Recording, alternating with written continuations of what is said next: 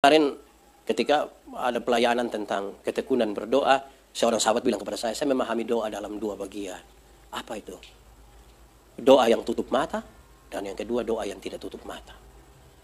Doa yang tutup mata saya lakukan secara tetap, misalnya bangun pagi, mau tidur, makan, minum, pergumulan, itu yang tutup mata.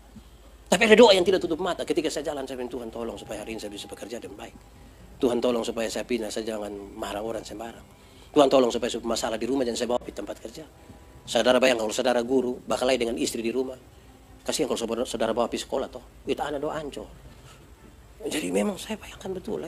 Nah banyak orang ketika dia bertekun dan doa yang tutup mata, ketika dia mulai buka mata dia lupa itu berdoa semua. Jadi sepertinya dia hidup terputus-putus. Nah 6 hal ini menolong kita untuk bisa merenungkan. Saya ini ada di dalam panggilan Tuhan kok tidak. Jangan sampai kita ada pada panggilan kita. Pada apa yang kita kejar tiap-tiap hari. Ingat saudara-saudara, saya tekankan kembali. Di masa-masa awal mungkin ketika kita masih semangat, Tuhan punya kepentingan yang kita taruh di depan. Tapi dalam perjalanannya justru kita punya kepentingan yang kita taruh di depan.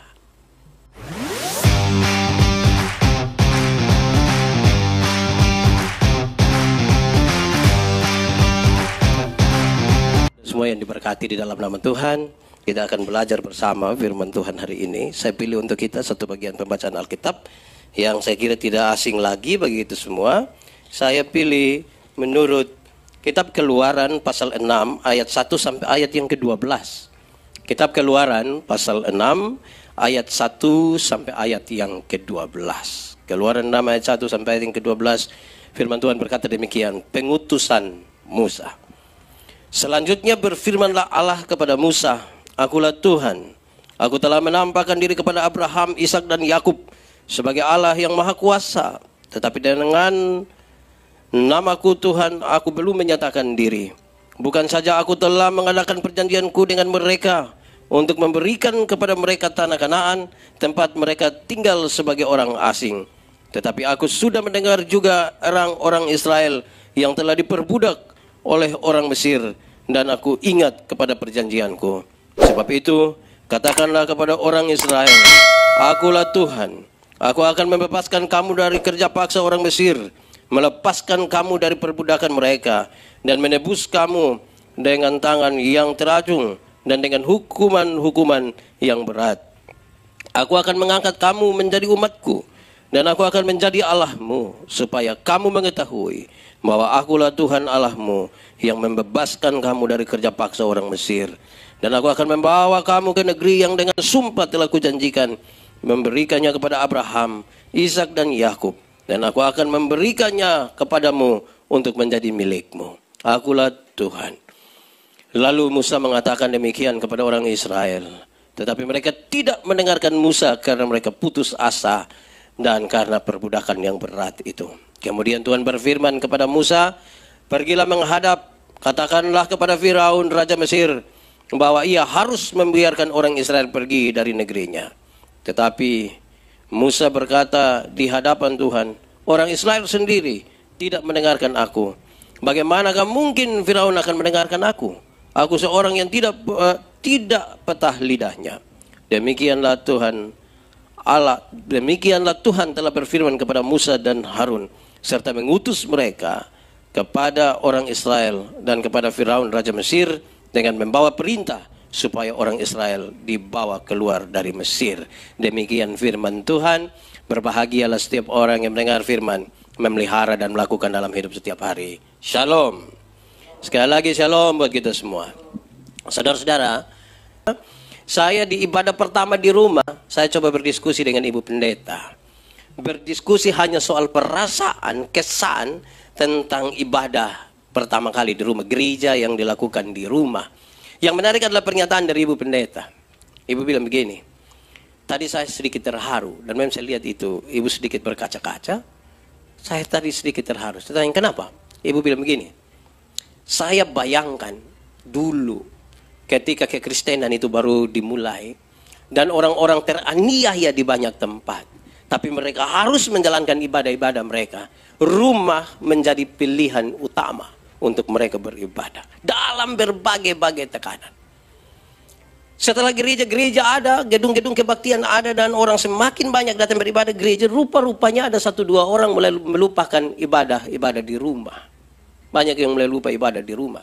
Sehingga ketika diminta untuk bergereja di rumah itu beberapa orang mereka agak merasa bermasalah. Beberapa orang bilang kepada saya, Pak Pendeta, lebih baik kita pergi gereja. Rupa-rupanya banyak yang bilang kepada saya itu mereka yang takut sembahyang di rumah itu. Karena kalau mereka ibadah di rumah, dia akan dapat bagian sembahyang, dia juga takut di situ. Semoga saudara-saudara tidak ada yang begitu. Itu hal yang pertama. Hal yang kedua, saudara-saudara, saya ingin menyampaikan kepada kita semua bahwa sekalipun ini ibadah online, tapi saya menyatakan dengan keras kepada kita semua bahwa saudara-saudara tidak sementara menonton sebuah ibadah. Saudara tidak sementara menonton sebuah ibadah. Saudara sementara mengikuti secara aktif sebuah ibadah. Saudara menjadi bagian dari ibadah ini. Banyak orang menonton ibadah. Jadi dia taruh baik, dia punya HP, dia duduk kok menonton sambil makan-makan, sambil pakai celana umpan lagi, korek sana, korek sini. Jadi itu menonton ibadah. Kalau saudara hanya sekedar menonton ibadah menjadi tidak penting buat semua. Hari ini kita sekalipun dalam ibadah online, tapi saudara menjadi bagian dari ibadah itu, bagian langsung. Saya bayangkan bahwa sebagai pendeta yang berkhotbah, saya tidak melihat saudara-saudara, tapi kita percaya lagu-lagu dari anak-anak sekolah minggu dulu. Hati-hati gunakan tanganmu, karena Bapa di sorga melihat ke bawah. Ini hari ada bikin apa di rumah, Tuhan tahu. Jadi kalau ikut ibadah yang baik-baik yang betul-betul. Tetap jaga jarak Ya, baik. Ya, mari saudara-saudara. Hari ini memang sengaja ketika saya tanya, kira-kira saya khotbah apa? Mereka bilang, Pak Pendeta bebas saja, temanya bebas saja. Teringatlah saya satu tema yang saya kira penting dan harus diingatkan terus-menerus kepada kita semua. Saya ingin bicara tentang panggilan. Dalam teks ini saya memang rindu untuk kita merenungkan dengan baik tentang panggilan sambil kita berefleksi apakah memang kita ada pada panggilan Allah atau kita sekedar ada pada aktivitas rohani tiap-tiap waktu. Itu menjadi penting. Kenapa saudara-saudara? Ada banyak orang telah salah dalam menanggapi atau memberi penilaian tentang panggilan Allah di dalam hidupnya. Ada 1-2 orang yang secara istimewa mungkin mereka mendengar karena punya karunia untuk mendengar, melihat dan lain sebagainya. Mereka mendengar bagaimana Allah memanggil mereka. Ada yang dari pengalaman tertentu dalam hidup mereka dan kemudian mereka mengambil keputusan untuk melayani Tuhan dan menjadi orang-orang yang disebut saksi-saksi Tuhan. Lalu bagaimana dengan sekian banyak kita? Banyak orang yang dia tidak pernah mendengar langsung suara Tuhan. Dia tidak pernah bermimpi atau melihat. Bagaimana mereka kemudian merasakan bahwa ini sebuah panggilan dalam hidup mereka? Apakah karena mereka punya aktivitas rohani yang padat? Saya kira tidak itu juga. Pembacaan hari ini tentang pengutusan Musa mau menolong kita semua belajar dari mereka.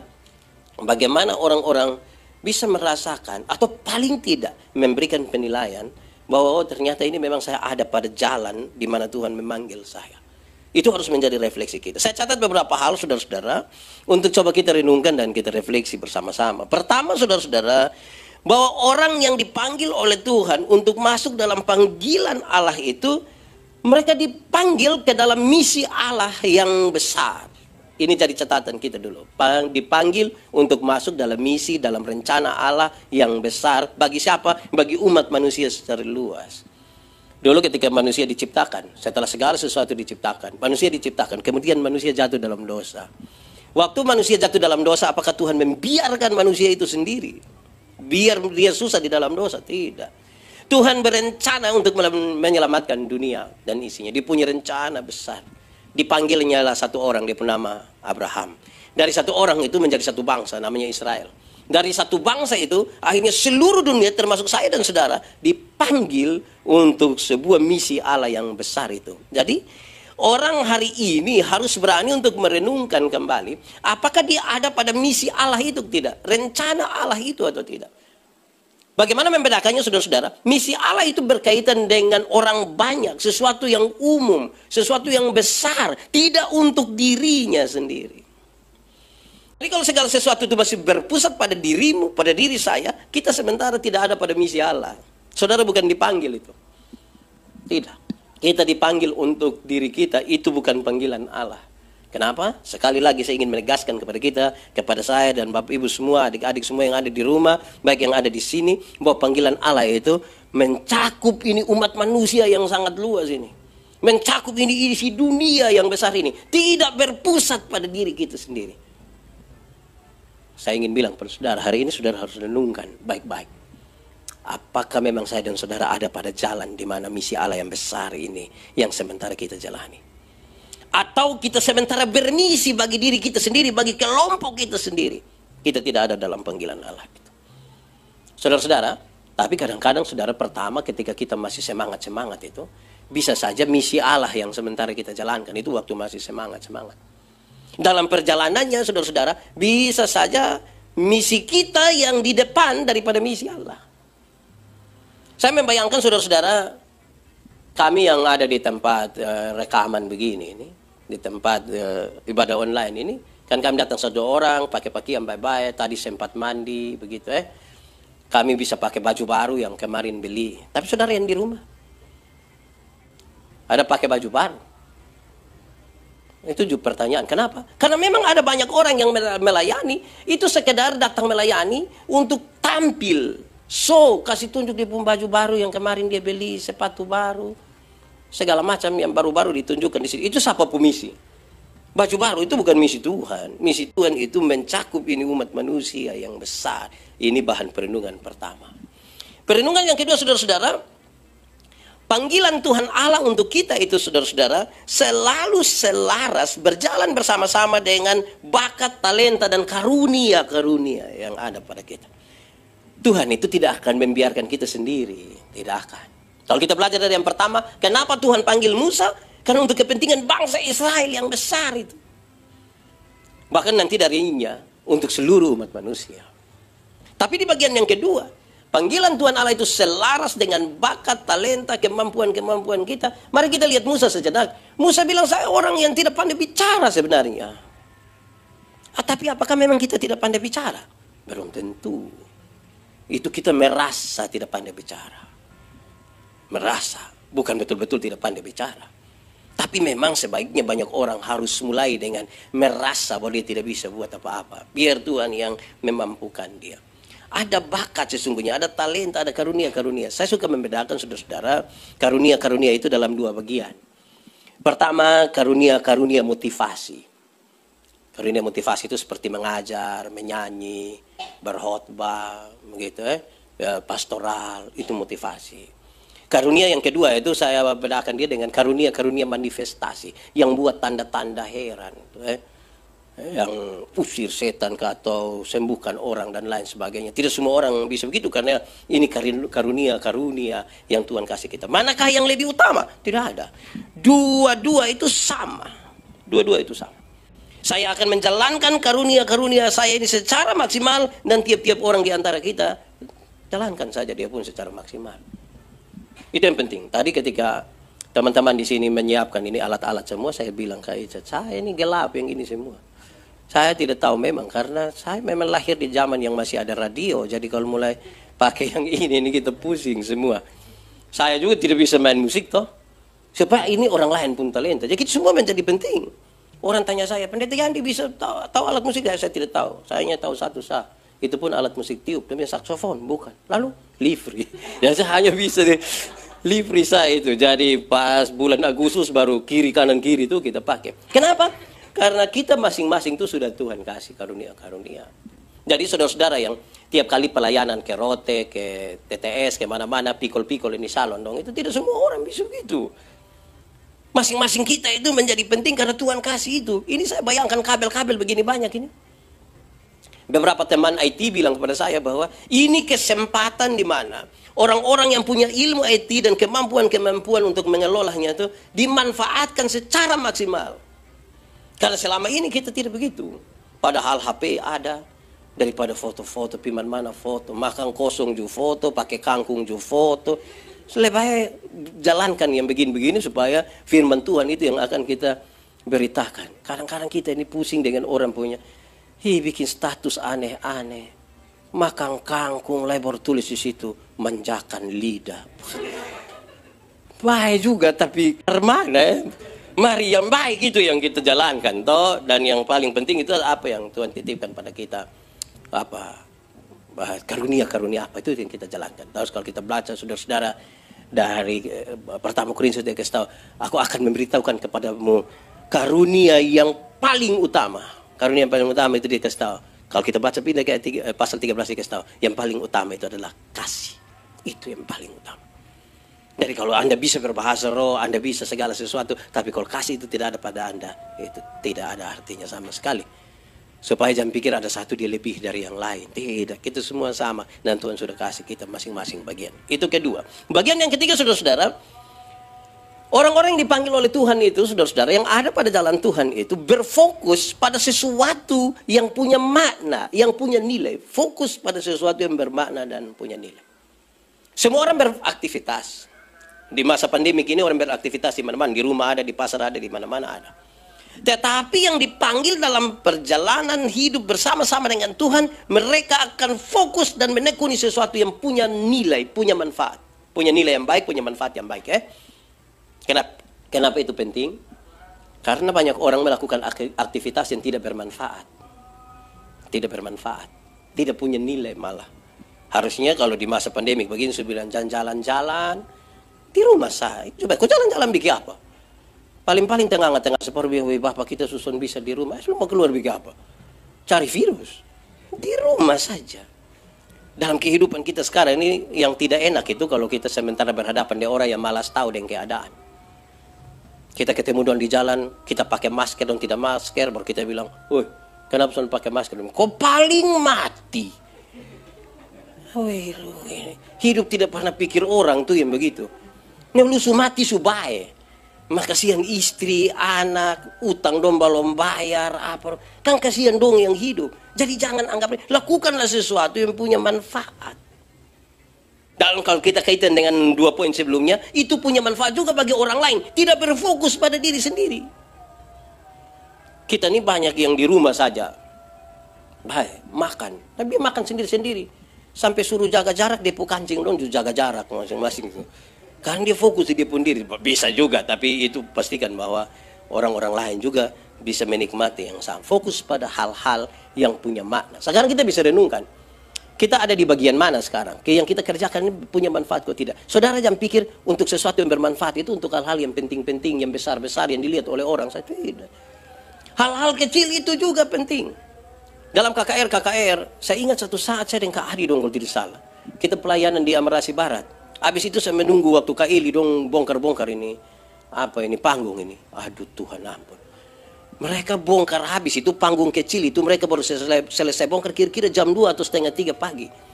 Saya bayangkan saya tiap hari naik di atas pakai jas, pakai sepatu, lompat-lompat. Saya lupa mereka yang siap. Bayangkan kalau dong suruh Pak Pendeta datang tolong pakai sendal. Saya dulu kok kita susun ini panggung dong. As itu Bapak buka baju koslek kok kita, wih itu saya mati. Jadi memang masing-masing orang itu, mari kok kita dengan karunia-karunia, talenta-talenta yang ada pada kita, kita fokus pada hal-hal yang bermanfaat. Jangan bilang saudara tidak punya manfaat, saudara pasti berarti. Kalau Tuhan izinkan kita hidup sampai saat ini, maka Tuhan pasti punya maksud bagi saya dan saudara. Amin. Itu maksud itu yang kita lagi mau ukur, kita ada di jalan maksud itu, kok tidak. Kalau kita tidak sampai ada di jalan itu, kita tidak akan memahami maksud Tuhan buat kita. Saya pernah bilang ada satu pendeta, dia mau pergi pelayanan, dia naik motor, dia terburu-buru, tapi sayang, jalan-jalan begini dia pemban motor pecah. Aduh, ini orang so tunggu baru ban pecah ke mana. Di dekat-dekat situ ada tambal ban. Dia, aduh puji Tuhan ada orang tambal ban di sini. Adi, tolong tambal ini ban loh. Cepat jalan, berarti orang ada tunggu saya pelayan. Cepat tuh. Ya ini anak juga kerja cepat. Kurang dari 10 menit mungkin dia kerja habis. Bapak, sudah. Bapak bayar, jalan. Baru 10 meter kok ini ban pecah ulang. Waktu bahan pecah ulang, Pak Pendeta marah. Pak Pendeta balik marah dia. Lu kira betul pun kerja ini main-main? Orang ada tunggu ini, baru lu kerja model begini. Orang ada tunggu di sana, kerja baik sedikit. Ini anak jawab santai sama Pak Pendeta. Dia bilang, iya, Bapak pun kerja saya yang penting. Beta pun ini yang penting. Beta pun ini yang penting, kok Bapak suruh cepat-cepatnya, Bapak pemban pecah terus. Karena itu Bapak duduk diam-diam di situ, kok bekerja baik-baik yang beta punya, supaya Bapak pun juga bisa jalan. Semua orang penting, Jangan sampai yang berkhotbah dia kira dia lebih penting dari yang lain-lain. Saya kira itu bahaya sekali itu. Kemarin dengan Koster, dorang kita menyiapkan untuk gereja dan sekaligus perjamuan beberapa kali.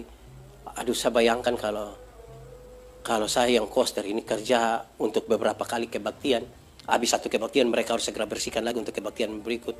Apalagi di masa pandemi ini harus segera semprot-semprot itu disinfektan dan lain sebagainya. Itu bukan pekerjaan gampang. Tapi saudara tahu ada orang yang dengan ringan-ringan habis bakal, weh koster, akhirnya koster itu kita harus cari orang yang betul-betul dia rendah secara sosial semua supaya siapapun bisa bakalai dia. Itu memang terlalu begitu. Semua berarti. Keempat saudara-saudara, orang-orang yang dipanggil di dalam Tuhan itu untuk maksud Tuhan yang besar itu, saudara jangan salah kira.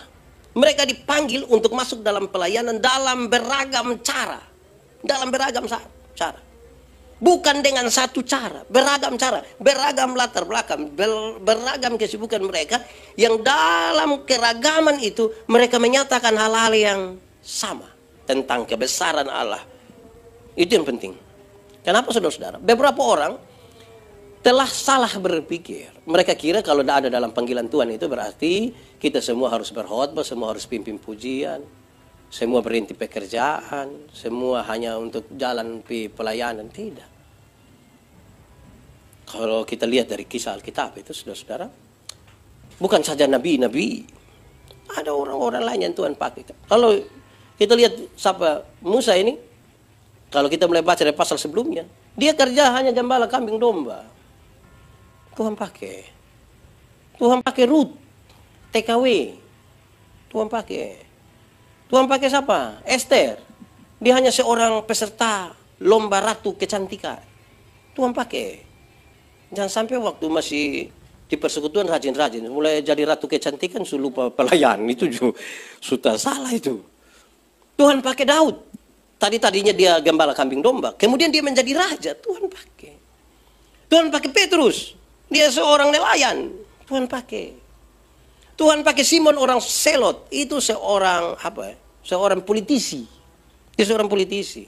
Tahu dia waktu itu sekolah politik di mana, tapi dia seorang politisi dari partai Selot, itu partai yang sangat radikal dalam masyarakat Yahudi. Dan Tuhan pakai. Tuhan pakai Onesimus, hanya seorang budak di perkebunan milik Filemon. Tuhan pakai.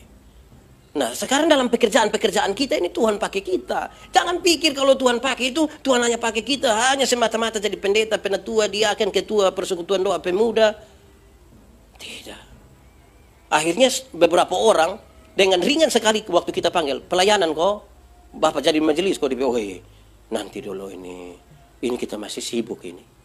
Di Fatu-Feto ada yang begitu. Tapi itu yang faham apa dong, itu yang masih sibuk-sibuk. Jangan. Tuhan bisa pakai kita dalam kita pun pekerjaan masing-masing. Karena itu jangan pikir. Saya lihat beberapa orang itu kasihan. Tua-tua semua mati dulu baru datang pas ada pemilihan majelis. Dia bilang, Bapak, kalau bisa biar saya diaken. Ini diaken lama-lama jemaat yang urus dia, bukan dia yang urus jemaat ini. Jadi Tuhan bisa pakai kita. Nah mari kita renungkan. Masing-masing kita dalam pekerjaan kita tiap-tiap hari Ada yang tukang ojek, ada yang Grab, ada yang di PT Semen ada yang di mana-mana, di salon kok di apa. Tuhan pakai gitu semua. Karena itu jangan kecilkan kita pun diri dan jangan salah berpikir seolah-olah kita terlalu di luar garis itu. Tidak. Tuhan ingin melibatkan kita semua. Yang paling penting sekarang adalah bagaimana kita menyatakan bersama kebesaran Tuhan di dalam hidup kita. Itu yang paling penting. Di setiap waktu kita bekerja.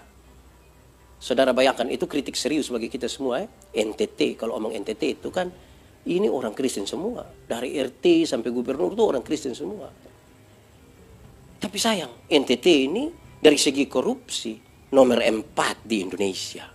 Logikanya, berarti orang-orang yang tiap-tiap hari disebut Kristen, pengikut Kristus, belum mampu untuk membawa nilai-nilai Kristiani itu dalam kehidupan tiap-tiap hari. 80% kasus-kasus yang ditangani oleh Polda NTT itu adalah kekerasan dalam rumah tangga. Ya, suami pukul istri, segala macam. Wah, padahal orang Kristen semua. Di rumah ada yang biasa suami bakal istri kok. Baju. Sendiri di rumah aja masing-masing bakul lihat di situ. Itu keempat. Mari kita ukur itu. Apa kita masih ada di jalan itu atau tidak. Kelima, saudara-saudara, saya mencatat bagi kita bahwa panggilan di jalan Tuhan Allah itu sekaligus sebuah panggilan yang mengarahkan kita pada sebuah keputusan. Panggilan yang mengarahkan kita kepada sebuah keputusan. Kenapa hal ini kemudian menjadi catatan bagi kita? Kalau saudara membaca kisah mulai dari pasal 5, ketika Musa dipanggil, pasal 3 malah. Musa diutus oleh Tuhan dari pasal 3, saudara-saudara kalau sudah baca. Saudara akan menemukan bahwa Tuhan Allah suka tahu. Nanti Firaun akan dibuat hati yang keras. Orang-orang Israel bahkan dalam kisah ini tidak mendengar mereka. Ini saudara-saudara sebuah tantangan bagi Musa dan Harun yang diutus. Ini tantangan.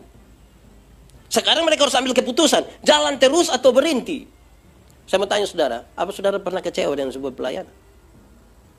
Terus dalam kekecewaan itu saudara bilang, persetan kodompi. Itu satu dia yang paling bagai, biar kok dia berdiri. Main drum dia, keyboard dia, khotbah dia, atur panggung biar dia bawa semua sudah. Saudara pernah kecewa itu? Tidak bisa begitu saudara-saudara. Parsetan itu saya omong di mana-mana. Parsetan itu terdiri dari 2 suku kata, par dan setan. Par itu artinya kawan dekat, par itu saya par. Dan setan yang artinya ya setan. Berarti kalau parsetan itu berarti bakawan dia setan. Nah, siapa yang tiap-tiap hari hanya parsetan. Jangan begitu. Ini sebuah keputusan.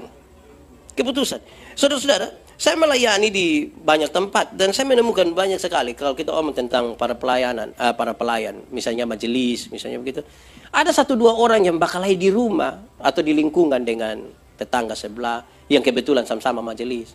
Dan 2 yang bakalai soal tanah sepotong, dan 2 yang sama-sama pergi gereja. Padahal bakalai soal tanah dengan kios sepotong di situ, terus dia bilang, pesan pi, kenapa? Dia tipu muka. Hai, betapa ringannya itu panggilan kok. Sampai bosan bakalai soal lain, pelayanan yang dikorbankan. Tidak bisa begitu. Yang anak-anak muda nunjuk satu. Naksir-naksir satu nona di persekutuan, pi orang lain yang dapat. Dia nyaman deh orang lain, kita yang kecewa. Itu kasihan. Akhirnya berhenti pelayanan. Puringan lah kita panggilan. Tetap di situ untuk sebuah pekerjaan pelayanan. Kalau saudara dipanggil untuk pelayanan itu. Jadi panggilan Tuhan Allah itu selalu berkaitan dengan kita diarahkan untuk ambil keputusan yang betul-betul kok tidak. Kenapa? Sebab ini punya konsekuensi. Kalau tidak dengan sebuah keputusan yang kuat, pelayanan selalu ada tantangan. Selalu ada tantangan. Saya suka bilang begini, Tuhan Yesus saja, yang Tuhan itu. Yang Tuhan memang. Ketika dia ada di dunia, banyak orang tidak suka dia. Bahkan separuh rencana aku bunuh ke sendiri. Itu yang Tuhan memang. Apalagi yang model kita ini. Dia model saya ini. Saya kadang-kadang lihat saya pun foto lama-lama. Saya baru mau cari untuk semua orang suka saya itu. Oh itu aneh itu. Jadi kalau ada orang tidak suka saya biasa-biasa saja. Saya melayani di banyak tempat. Waktu saya pindah ke Amnuban Timur, saya omong lama-lama, saya bawa sambutan lama, mungkin 3,5 jam. Terus saya bilang begini, saya tanya orang, pendeta yang baik itu yang bagaimana? Dia bilang, yang jemaat suka. Saya bilang, salah. Pendeta yang baik itu, yang Tuhan suka. Syukur-syukur kalau pas dengan yang Tuhan suka itu pas dengan jemaat pembawa. Itu baik. Woi Pak, awas. Kenapa? Woi, kalau jemaat tidak suka nanti. Saya bilang, biar. Di dunia ini yang saya paling takut itu kalau saya punya istri itu yang tidak suka saya. Kalau yang jemaat yang tidak suka, saya biasa-biasa saja. Tapi kalau saya punya istri yang tidak suka, yang saya pikiran. Pulang tidur di mana? Siapa yang kasih makan saya? Saya juga pikiran itu. Saya tidak bermaksud bicara begini supaya kita bangun konfrontasi dengan semua orang. Tidak begitu. Tetapi untuk sebuah kebenaran itu nyatakanlah dengan tegas. Ada beberapa orang yang takut togur orang hanya karena orang tiap bulan kirim ke dia uang. Itu juga memang masalah itu. Harus berani nyatakan. Kalau tidak, kita tidak ambil keputusan, kita akan terlihat abu-abu sekali. Saudara kalau mau ambil keputusan dan tergantung pada orang lain. Tergantung pada keyakinan imanmu kepada Tuhan. Karena Tuhan selalu memiliki hati. Itu panggilannya begitu. Kita lihat dulu yang ke-6, saudara-saudara. Saya mencatat untuk kita, saudara-saudara, yang ke-6. Orang-orang yang dipanggil oleh Tuhan adalah orang-orang yang dipanggil untuk dia punya kehidupan spiritualitasnya itu menjadi dewasa. Kehidupan spiritualitasnya menjadi dewasa. Kenapa hal ini menjadi penting? Orang kalau kehidupan spiritualitasnya tidak dewasa, woi sulit ada dalam jalan Tuhan. Kekanak-kanaan. Segala sesuatu akan berpusat pada dirinya. Spiritualitas itu apa, saudara? Saya ingin mengatakan bahwa spiritualitas itu sebuah gerakan dari dalam keluar. Dari dalam ini keluar. Bukan dari luar ke dalam. Kalau saudara mau melayani Tuhan itu, gerakannya dari sini keluar. Jangan dari luar ke dalam. Oh iso nepima, saya beson mau pima. Ayo su telepon terus nih rasa ke karmana kok. Itu dari luar ke dalam. Kalau dari dalam keluar kita tahu bahwa ini kebutuhan saya. Ini yang saya mau, ini yang saya mau persembahkan untuk Tuhan. Saudara pernah tahu tuh kalau soal persembahan dari luar ke dalam dan dari dalam keluar, itu kan beda toh. Kalau dari dalam keluar, dia mau kasih berapa saja dia tidak ada soal. Orang mau lihat itu tidak ada soal. Tapi yang spiritualitasnya bermasalah tuh, kalau dia kasih besar, itu dia usahakan semua lihat. Dia pitara begini, orang belum lihat, itu terus semua. Itu kalau dari luar. Tapi kalau dia kasih sedikit, dia sembunyi, dia ramas. Dia berharap semua sementara berdoa baru dia kasih. Itu spiritualitasnya terlalu kecil. Spiritualitas itu saudara-saudara kenapa menjadi penting untuk kita dewasa? Kenapa? Karena dalam mengikut Tuhan tuh saudara-saudara, tiap-tiap waktu tuh kita mengalami hal-hal yang tidak selalu sama. Saya selalu bilang di mana-mana, mungkin saya pernah bilang pada saudara, bahwa yang dia pun nama pelayanan itu tidak ada yang dia pun nama pengalaman. Tidak ada yang dia pun nama pengalaman. Selalu baru, selalu baru. Pada saat saya mengandalkan saya pelayanan, saya pengalaman pelayanan, kita sudah selesai. Pada saat Kak Ica mengandalkan di pengalaman bermain, selesai. Selalu baru dalam pelayanan dengan Tuhan, selalu baru. Supaya kita menikmati lagi. Nah ini butuh sebuah spiritualitas yang bagus. Nah spiritualitas itu kita tumbuhkan di rumah, di mana-mana kita belajar. Kemarin ketika ada pelayanan tentang ketekunan berdoa, seorang sahabat bilang kepada saya memahami doa dalam dua bagian. Apa itu? Doa yang tutup mata dan yang kedua doa yang tidak tutup mata. Doa yang tutup mata saya lakukan secara tetap, misalnya bangun pagi, mau tidur, makan, minum, pergumulan, itu yang tutup mata. Tapi ada doa yang tidak tutup mata. Ketika saya jalan, saya bilang, Tuhan tolong supaya hari ini saya bisa bekerja dengan baik. Tuhan tolong supaya saya pindah, saya jangan marah orang sembarang. Tuhan tolong supaya masalah di rumah jangan saya bawa di tempat kerja. Saudara bayang kalau saudara guru, bakalai dengan istri di rumah. Kasihan kalau saudara bawa pergi sekolah toh, itu anak doa ancur. Jadi memang saya bayangkan betul. Nah banyak orang ketika dia bertekun dan doa yang tutup mata, ketika dia mulai buka mata dia lupa itu berdoa semua. Jadi sepertinya dia hidup terputus-putus. Nah 6 hal ini menolong kita untuk bisa merenungkan, saya ini ada di dalam panggilan Tuhan atau tidak. Jangan sampai kita ada pada panggilan kita. Pada apa yang kita kejar tiap-tiap hari. Ingat saudara-saudara, saya tekankan kembali, di masa-masa awal mungkin ketika kita masih semangat, Tuhan punya kepentingan yang kita taruh di depan. Tapi dalam perjalanannya justru kita punya kepentingan yang kita taruh di depan. Itu masalah, saudara-saudara.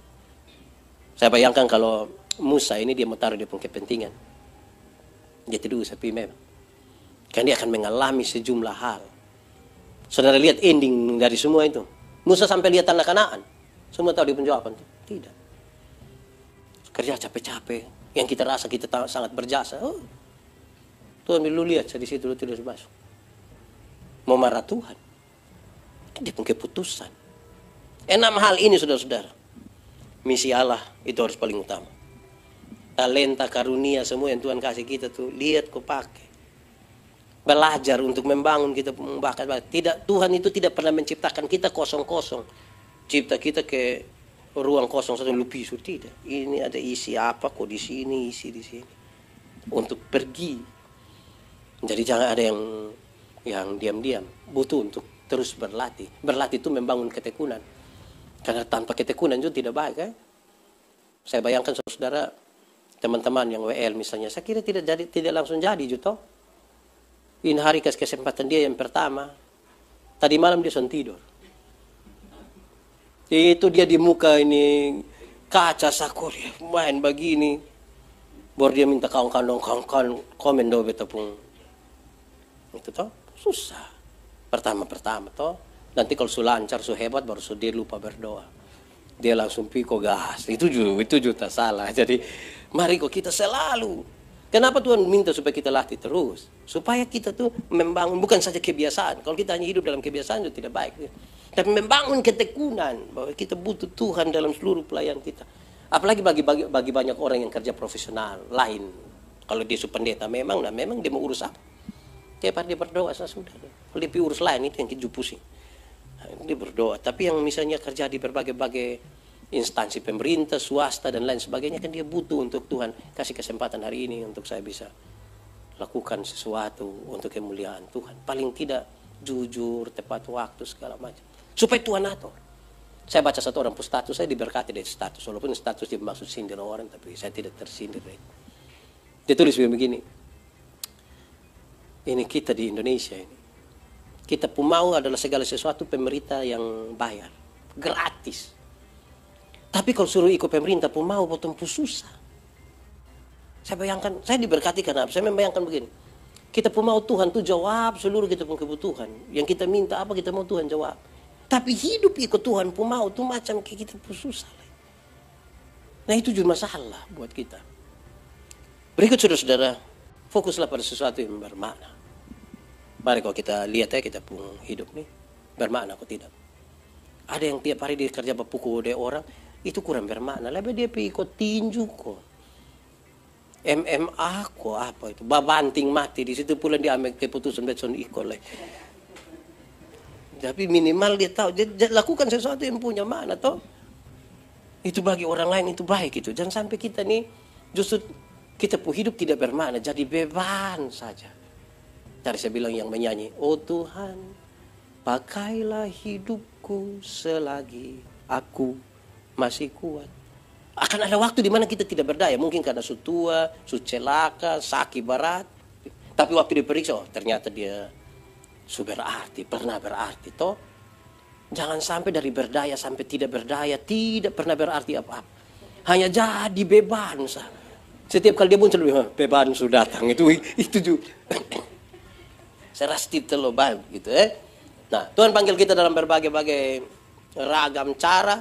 Jadi jangan dari beragam cara itu ada dua. Pertama bentuk panggilannya beda, tapi yang kedua kita dalam latar belakang kita yang berbeda-beda. Dalam latar belakang kita yang berbeda-beda. Supaya saudara tidak usah paksa diri sama dengan orang lain.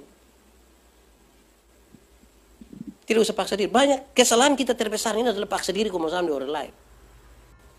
Kalau saya ini kan biasa beromong, tambah-tambah sedikit. Orang dengar mungkin Juliet saya pemuka dulu lucu. Itu standar begitu. Ketika orang lain yang tidak dikaruniakan untuk begitu, dia mau bikin lucu-lucu, jadi lucu, jadi karmana kok. Jadi tidak baik. Jadi biasa dia tetap ikut yang dia. Kita pula latar belakang sendiri-sendiri. Pengalaman pelayanan kita, panggilan kita beda-beda. Jangan paksakan sama dengan orang lain.